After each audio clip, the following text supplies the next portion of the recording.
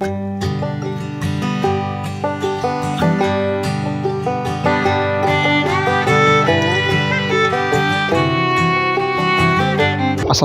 warahmatullahi wabarakatuh. Kembali lagi ke channel saya, Entok Medan Channel. Halo, apa kabar sahabat peternak entok seluruh Indonesia? Apa kabar semuanya? Agar channel ini semakin maju dan berkembang, jangan lupa di like, komen, dan subscribe video ini. Oke teman-teman sekalian, kali ini channel Entok Medan akan membawakan judul tentang bagaimana caranya agar indukan setelah mengeram dan menetaskan anakan entok itu cepat bertelur kembali. Nah, simak video ini tanpa di skip-skip agar teman-teman sekalian bisa paham apa yang akan saya sampaikan di video ini. Kawan-kawan sekalian, bagi teman-teman sekalian sudah memiliki indukan dan indukan tersebut sudah menetaskan anakan entok itu, saya sarankan indukannya tidak boleh langsung dicampurkan dengan basor kembali. Jadi indukannya itu butuh kita karantina, dan anakan entoknya pada saat menetas hari pertama itu bisa langsung kita angkat. Jadi ada menetasnya itu misalnya 5 ekor pada hari ini, besok baru menetas sisanya 8 ekor ataupun bisa sampai dengan 10 ekor. Nah, itu kita langsung pisahkan teman-teman sekalian. Tujuannya agar indukan ini tidak stres karena sempat turun ke tanah. Jadi sebelum dia turun dari petarangannya, anakan entok sudah kita angkat. Tujuannya agar menghindari stres dari indukan ini. Kalau indukannya stres, malah dia dapat memperlambat proses bertelur kembali. Jadi indukan ini saya sarankan jangan sampai turun petarangan. Nah, setelah anakan entok sudah menetas semua, indukannya kita ambil lalu kita mandikan. Bisa kita rendam indukannya atau kita sirami saja sampai dengan bulunya itu basah semua. Jadi bulunya basah, saya sarankan juga sampai dengan badannya menggigil. Lalu kita umbar lagi entoknya, tapi tidak boleh dicampur dengan basor teman-teman sekalian. Nah, jadi setelah kita umbar, kita berikan pakan yang benar-benar mengandung protein dan karbohidrat yang tinggi sehingga bobot badannya cepat naik kembali dan cepat terjaga. Jadi bobot badannya tetap stabil, dan juga kita berikan protein agar indukan tersebut dapat cepat memproses telur dalam tubuhnya. Nah, karantina ini itu maksimalnya 2 minggu teman-teman sekalian. Jadi 2 minggu dia tidak boleh kita jumpakan dengan pejantan dahulu. Dan juga indukan ini harus benar-benar steril tempatnya harus bersih, kering. Kalau ada songkok ayam jago, lebih bagus ditaruh di tempat songkok ayam jago itu teman-teman sekalian. Kalau saya biasa ditaruh di songkok ayam jago biar tidak diganggu pejantan dan dijauhkan oleh pejantan. Jika pada saat ia baru selesai mengeram, menetaskan anakan entok anakannya kita ambil, lalu indukannya kita biarkan lepas bercampur dengan pejantan, maka indukan tersebut malah semakin stres karena dikejar-kejar oleh pejantan, karena tubuh indukan tersebut masih belum siap untuk bertelur kembali teman-teman.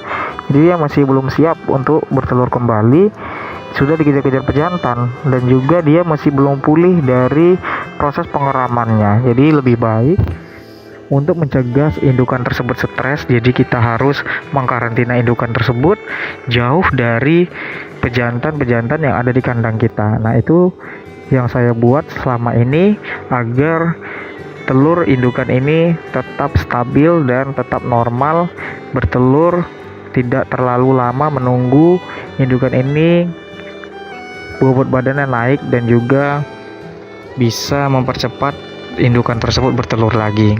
Nah, pakan apa saja yang biasa saya berikan? Nah, pakan yang bagus ialah saya tetap menggunakan pakan alternatif berupa dedak padi dan juga insang ikan lele, karena memang kita sudah bisa menghasilkan karbohidrat dari dedak padi, dan juga kita sudah dapat juga protein dari insang ikan lele tadi ataupun limbah ikan yang sudah kita rebus, kita racik untuk diberikan pakan ke indukannya. Nah, ada juga beberapa teman-teman sekalian itu yang bertanya melalui WhatsApp ataupun kolom komentar, indukan saya kenapa buang trek tidak bertelur, maksudnya macet bertelurnya. Nah, itu karena pada saat dia baru selesai mengeram dan menetaskan anakan entok, itu langsung dicampur dengan basor. Jadi dia stres, dikejar-kejar terus sama pejantannya. Jadi lebih bagus kita karantina jauh dari pejantan yang ada di kandang. Nah, pakannya juga harus kita jaga, harus full protein dan juga karbohidratnya. Nah, pada saat siang hari berikan pakan alternatif atau pakan tambahan berupa sayur-sayuran agar seratnya juga terpenuhi. Jadi kita harus memberikan vitamin yang lengkap ya, untuk khususnya untuk indukan. Nah, jika memang mau lebih maksimal, seminggu kita berikan pakan alternatif dan seminggunya lagi kita campur pakannya dengan pakan bebek petelur. Pakan bebek petelur ini bisa merangsang indukan entok ini cepat bertelur kembali dan bobot badannya bisa langsung stabil seperti sebelum ia mengerami telurnya selama lebih kurang 35 hari, teman-teman sekalian. Jadi memang panjang ya jadwal indukan entok ini mengeram. Kalau ayam kan hanya 21 hari menetas, teman-teman sekalian. Jadi indukan entok ini cukup lama ya. Jadi ya itu tadi, pakan bebek petelurnya bisa kita campurkan dengan perbandingan.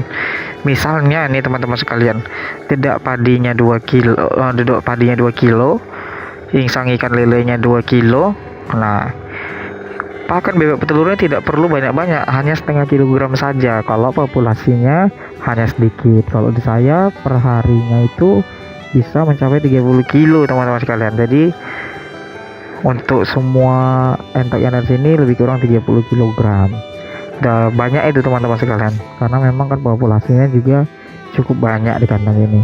Nah, untuk teman-teman sekalian mau sharing-sharing yang sudah japri ke WhatsApp saya, yang sudah tanya-tanya, nah kalau masih bingung juga bisa tanya-tanya lagi, ataupun yang masih belum memiliki nomor WhatsApp saya, nanti bisa tanya saja melalui kolom komentar, nanti akan saya kirim dan saya bagikan. Nah, jika memang saya memiliki waktu luang, kita bisa sharing, tanya jawab melalui telepon ataupun ketemuan langsung bagi teman-teman sekalian yang dekat dengan lokasi saya. Nah, jadi memang sangat mudah sekali ya teman-teman sekalian agar indukan ini cepat bertelur kembali. Intinya pada saat pengeraman juga kita harus memberi makanan untuk indukan yang sedang mengeram. Nah, biasanya saya itu memberi makanan indukan selalu tersedia di depan tempat ia bertelur atau tempat petarangannya. Nah, tempat saya juga tempat petarangannya itu saya sekat, teman-teman sekalian, disekat. Jadi basor itu tidak bisa masuk ke area petarangan, ataupun anakan entok itu tidak bisa masuk ke area petarangan, khususnya di usia 3 bulan 4 bulan itu tidak ada yang bisa mengganggu indukan pada saat bertelur. Nah, ini limbah ikan lelenya tadi, teman-teman sekalian. Jadi ini yang saya gunakan sehari-hari untuk pakan indukan yang ada di kandang maupun anakan ya. Jadi memang basor itu dilarang masuk ke tempat petarangan indukan karena memang tempat privasi. Tujuannya agar indukan tersebut tidak terganggu pada saat proses pengeraman dan juga dia bisa fokus dalam proses pengeraman. Jadi suhu tubuhnya itu tetap stabil, tidak naik turun. Dikarenakan kadang-kadang ya teman-teman sekalian, banyak sekali kasus terjadinya basor itu mengejar-ngejar indukan yang sudah dalam proses pengeraman. Jadi bisa mengganggu ya teman-teman sekalian dari hasil pengeramannya nanti. Jadi anakannya terkadang tidak menetas semua ataupun tidak menetas secara sempurna. Ada beberapa telur yang tidak menetas ataupun mati di dalam telur entok tersebut. Nah, jika memang mau lebih cepat lagi bertelurnya teman-teman sekalian, itu pada saat dia mengeram kita tetap memberikan pakan yang benar-benar bisa menjaga bobot badan indukan tersebut. Nah, saya biasa menggunakan ya tetap sama dedak padi dan juga insang ikan lele, teman-teman sekalian, untuk menjaga postur indukannya walaupun dia mengeram tapi tidak kurus. Karena banyak sekali terjadi itu yang saya perhatikan teman-teman sekalian, indukannya pada saat mengeram itu badannya mengecil, makin kurus karena memang tidak terpenuhinya makanan indukan tersebut. Jadi memang harus kita perhatikan dari pemberian pakan, walaupun dia mengeram tapi memang harus kita tetap perhatikan pola makannya. Nah, ini indukan-indukan yang sedang mengeram ya teman-teman sekalian. Jadi memang indukannya nyaman karena memang tempat bertelurnya kering. Nah, tujuan kunci utama dalam proses pengeraman ini ya kandangnya kering, benar-benar kering, tidak lembab, tidak basah, apalagi terkena hujan teman-teman sekalian. Memang bisa menetas tapi kan tidak maksimal. Lebih bagus tetap kita jaga tempat bertarangan telur entok. Saya menggunakan media pasir dan juga sekam padi, ataupun kadang kalau ada serbuk kayu. Itu juga sangat bagus teman-teman sekalian. Nah, kalau indukannya biasanya kalau mengeram itu dia merontokkan bulu-bulunya, itu kan banyak bulu-bulunya teman-teman sekalian. Bulu indukannya itu banyak rontok, dirontokinya memang untuk telurnya sendiri. Jadi memang di sini dia sangat bagus ya. Nah, jika ada telur yang memang benar-benar melebihi kapasitas tempat bertelurnya, itu biasanya diambil untuk dimasukkan ke mesin tetas. Tapi jarang ya teman-teman sekalian dimasukkan mesin tetas, karena memang lebih fokus dan lebih baik ya menurut saya itu ditetaskan dengan indukan secara alami. Jadi pengeramannya secara alami. Sekian dulu dari channel Entok Medan. Assalamualaikum warahmatullahi wabarakatuh.